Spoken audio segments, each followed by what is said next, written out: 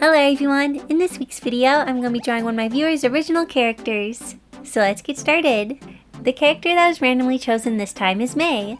She is 14 years old and an elf. She is grateful and very happy, however, she is very mysterious. She loves stars and studying about the galaxy, and she doesn't like spiders. Just like me, I also don't like spiders.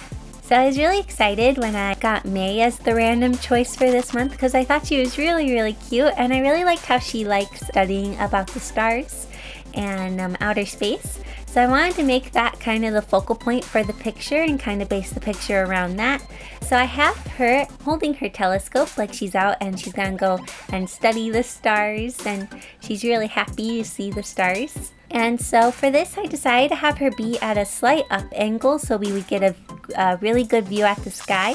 At first I was going to have her maybe be on a mountain in like a side profile view, but I thought this would maybe be a little bit more dynamic, and I quite liked the idea and the concept behind it. So I decided to go with this. Drawing the character from a slight worm's eye view was kind of tricky. I wanted to challenge myself to not use any references for the pose or the perspective.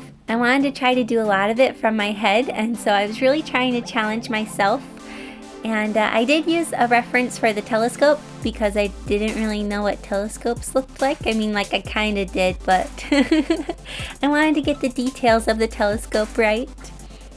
So first I had my rough sketch, and for my rough sketch I started out really tiny, and I use a relatively big brush, and then when I'm happy with my rough sketch I make the rough sketch bigger to the size of the canvas. And now I am cleaning up the sketch and adding more details. I like sketching really tiny at first because it forces me to not add tons of detail and just to keep things really loose. But then I go in with my second sketch layer and try to add more detail. So May actually had her t-shirt tucked into her pants, and I was going to do that, but then I thought the picture would have more movement if I untucked her shirt from her pants, and I wanted it to kind of be blowing in the wind, and I'm glad I did that. I hope it's okay that I did that. I wanted to add a lot of movement with the wind and just make things kind of dynamic. And here I am working on the hands to hold the telescope. The hands were kind of tricky, like they usually are. I actually think maybe the bottom hand gave me a little bit more trouble than the top hand. The top hand wasn't too bad, but the bottom hand was kind of giving me trouble. If you'd like to submit your OC for a chance to be picked, there is info in the description on how you can submit your OC. I really love seeing everyone's OCs. I do look through the emails and they are all so awesome. So here I am doing a second cleanup sketch on the body. I felt like the head was pretty okay and that I didn't need to clean that up anymore, but the body still felt really loose, and so I went in with a third sketch layer on the body because I really wanted to get the details in place and just made sure that I liked everything before I went to the line art. I find that if I kind of force the line art a little bit too early, it's hard to keep the line art looking really nice because I'll keep adjusting things and changing things because my sketch was kind of vague, so I don't really know what I'm doing with the line art. So I find my line art turns out a lot better if I do a really clean sketch. I really enjoy the series where I draw your characters. I have so much fun with it, and just getting to draw different characters and coming up with different concepts for them. And my favorite part of this picture is going to be the background, and I will talk about it more when I get to the background. Here I'm working more on the hands and cleaning those up. I did quite a few sketch layers for the hands. I feel like I did maybe 5 sketch layers for the hands. Yeah, the hands are kind of important, so I want to make sure that I get all the details in place for them.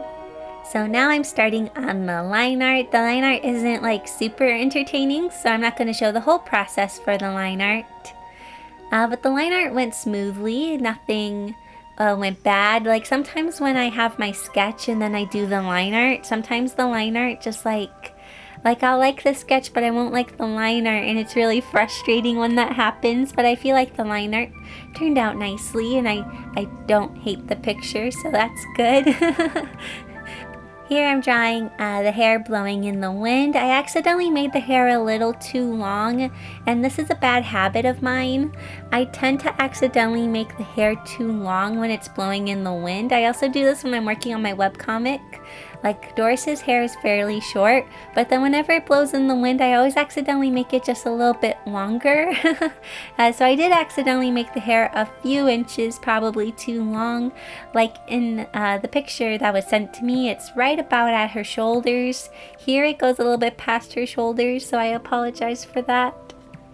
So here I had filled in my base colors, and now I'm just trying to color the sky and get an idea of where I want all of those colors to be.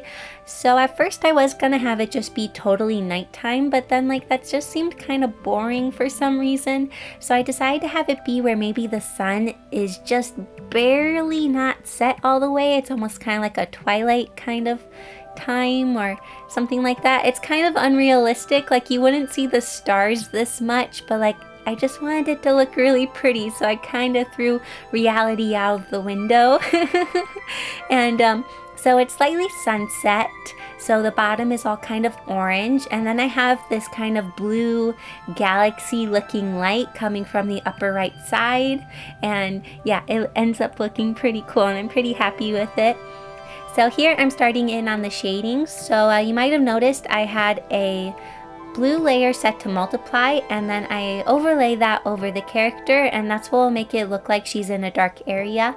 I keep turning that off because I'm adding just the normal shading to the picture.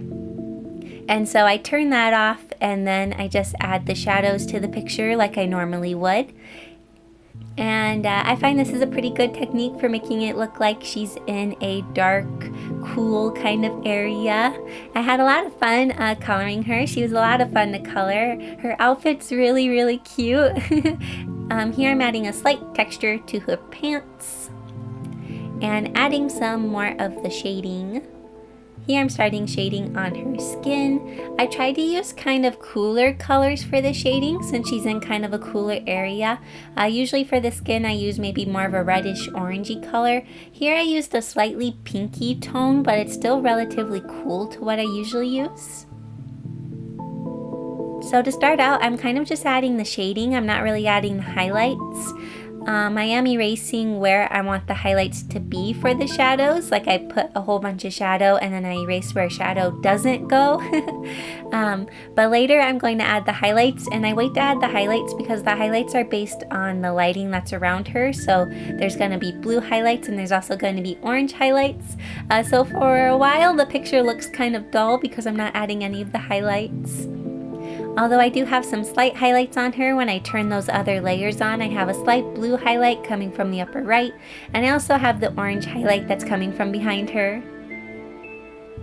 So here I'm starting in on the sky, and this was so much fun. I had to look up a few tutorials online and also look at some reference pictures for the galaxy star background, but I used this hatching cloud brush, and then I made a whole bunch of different kind of shapes in the sky using many different colors like blues and pinks and purples, and then I would use Gaussian blur to blur the cloudish shapes, and so I would lose some of the texture of the brush because the brush has a lot of texture with it, and I wanted it to be a lot softer, so I used Gaussian blur. And then I also used kind of a splatter brush to make different little stars, and I also lowered the opacity on those stars just to make them not as bright.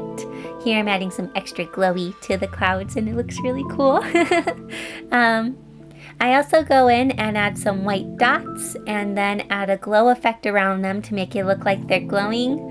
And overall, I just really, really like how this background turned out. I feel like it looks really cool.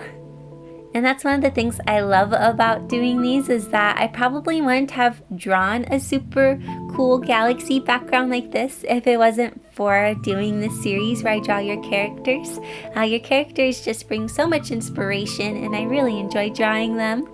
So here is the fun part. I'm adding all of the highlights, all of the blue and orange highlights. And I'm really glad I decided to have the orange light coming from behind her because I feel like it makes it so much more interesting, and I really, really like it.